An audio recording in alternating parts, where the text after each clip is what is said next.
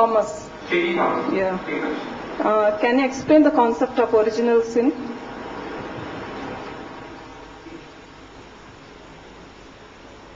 The sister asked the question, can you explain the concept of original sin?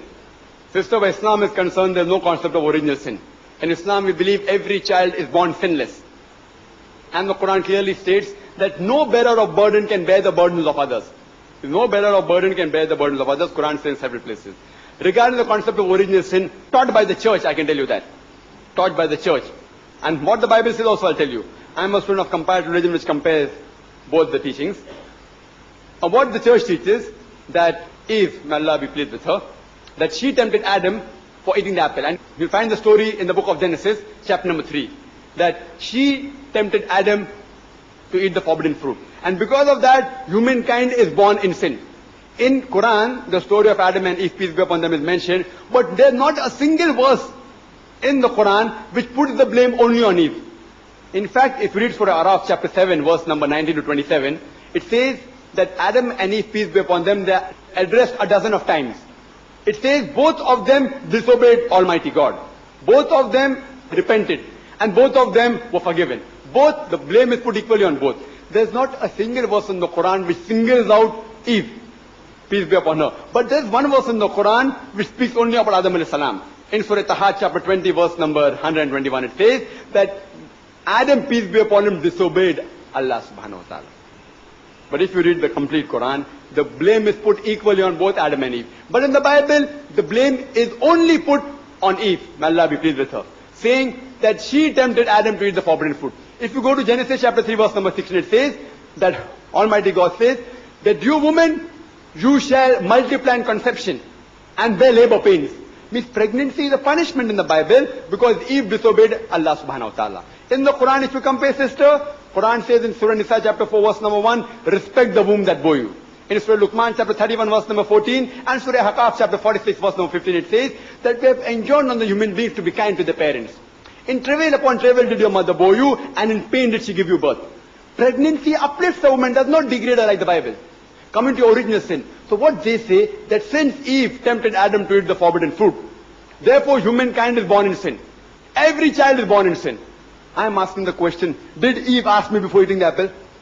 If I told her, okay, eat, then I'm very well responsible. Did Adam ask me, peace be upon them both, that can I eat the forbidden fruit? When they didn't ask me, how can I be held responsible? It's illogical.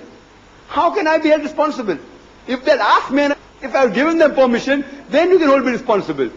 So surely you cannot hold me responsible. But the Christian church teaches that because she disobeyed God and Adam and Eve disobeyed God, mainly due to Eve, whole humankind is born in sin. And because of that, what they say, that God Almighty, He gave His begotten Son as a sacrifice. And they quote Gospel of John, chapter number 3, verse number 16. For God so loved the world, that He gave His only begotten Son. Whosoever believeth in Him shall not die, but have everlasting life.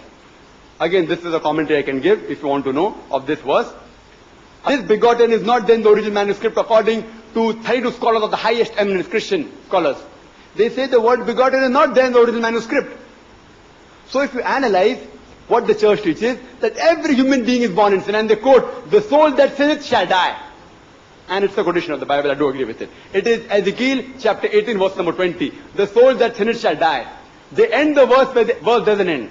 If you read the Bible, sister, the soul that sinneth shall die is mentioned there in the Bible in Ezekiel chapter 18, verse 20. But it continues and says, the soul that sinneth shall die. The righteousness of the righteous shall be upon him. The wickedness of the wicked shall be upon him. The father shall not bear the iniquity of the son, neither the son shall bear the iniquity of the father. The Bible says, the stone that sinneth shall die. The father shall not bear the iniquity of the son, neither the son shall bear the iniquity of the father. The righteousness of the righteous shall be upon him, the wickedness of the wicked shall be upon him. But if the wicked turns and returns to the true path, he shall not die. That is what the complete verse says. So even according to the Bible, sister, sin is not inherited. What the church teaches, sin is inherited, is against the teaching of the Bible. So if you want to know what Christianity teaches, you have to go according to the Bible. Just because the Muslim says something that women are bad and should ill-treat the woman, that doesn't mean Islam ill-treats the woman. To know how Islam treats the woman, refer to the Quran and the Sahih Hadith. So therefore, sister, even if you read the Bible, there is no concept of original sin. Because the Bible clearly says, the son shall not bear the iniquity of the father, neither the father shall bear the iniquity of the son.